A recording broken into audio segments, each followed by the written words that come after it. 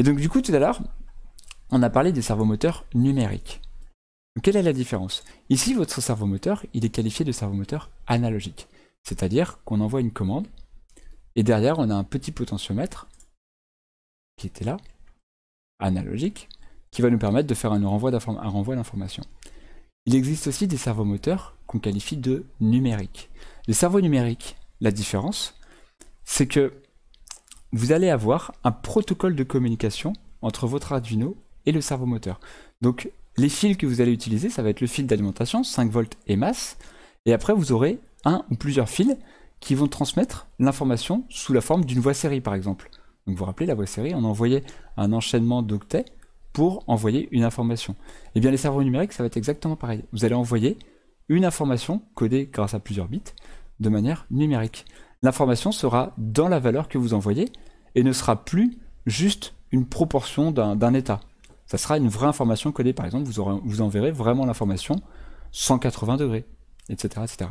Et en général, ce qui se passe, c'est que les servos numériques, ils peuvent fonctionner de manière chaînée. C'est-à-dire que vous pouvez les relier les uns après les autres avec les fils. Donc vous arrivez sur un servo et vous pouvez repartir sur le servo suivant, etc. Et l'information est copiée de servo à servo. Et donc, l'autre servo, il a une adresse. Quand vous allez communiquer avec les servomoteurs dans votre message, vous allez inscrire l'adresse du servomoteur avec lequel vous souhaitez mettre une nouvelle valeur, puis la valeur. Ce qui est bien que le cerveau qui sera concerné par cette adresse lira le message et changera sa valeur, et tous les autres, ils vont pas s'occuper du message parce qu'ils vont voir qu'on n'est pas en train de leur parler. Ils n'auront pas l'adresse qui est concernée. Donc l'avantage, c'est qu'on gagne énormément de place en termes de fils, puisque tous les cerveaux peuvent être chaînés les uns après les autres, alors qu'ici, si je veux avoir plusieurs servomoteurs, il va falloir que je mette les cerveaux les uns à la suite de l'autre, et à chaque fois, utiliser une nouvelle broche pour envoyer un nouveau signal vers un nouvel Arduino. Donc hier, on avait quelques exemples, je vais essayer de les retrouver. Hier, on m'avait montré pas mal d'exemples, alors je vais tous les retrouver, c'est pas évident, il y avait un paquet. Ça doit être celui-là le premier qu'on a vu.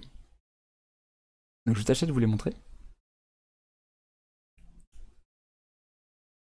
Vous voyez, ici, on a un robot, qui est donc une sorte d'araignée. On va la faire fonctionner. Donc là, on a un robot araignée. Et ce robot-là, il utilise des servomoteurs analogiques. Donc on va le faire avancer un petit peu. Hop là. Donc vous voyez, il a plusieurs servomoteurs. Il en a un pour l'espèce d'épaule ici, un pour le genou, et il est capable de se déplacer quand on déplace chacun des servomoteurs. Mais il utilise des servomoteurs analogiques. Donc à chaque fois, on a les 3 fils qui vont aller sur chacun des servomoteurs. Et vous voyez, ça fait une masse de fils à ramener jusqu'à la carte de commande, qui va être au cœur du truc ici. Donc ça, c'est contraignant. Alors que si on avait des servomoteurs numériques, donc je vais vous en montrer un, comme sur ce robot-là par exemple, sur ce robot-là, vous voyez, alors on voit pas très bien, je vais aller chercher l'image, petit hacker. Hop. Donc vous voyez, sur ce robot-là, les servomoteurs, ce sont des servomoteurs numériques.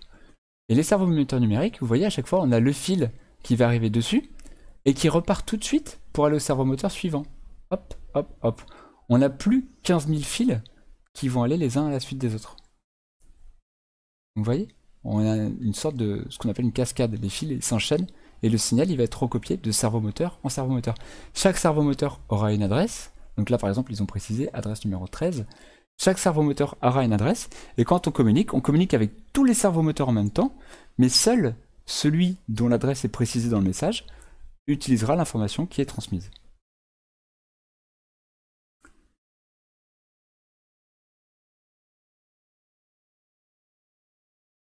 Parce que je le savais, Linux, que ici je ne pouvais pas faire clic droit et afficher l'image. J'étais obligé d'aller chercher dans le code.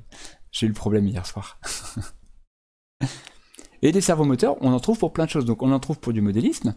Ici on en trouve pour faire un robot, ce qui s'appelle des bioloïdes. C'est un robot bipède, donc il peut bouger ses bras, ses jambes. Et on a des robots qui sont bien plus poussés. Alors mon favori il est là.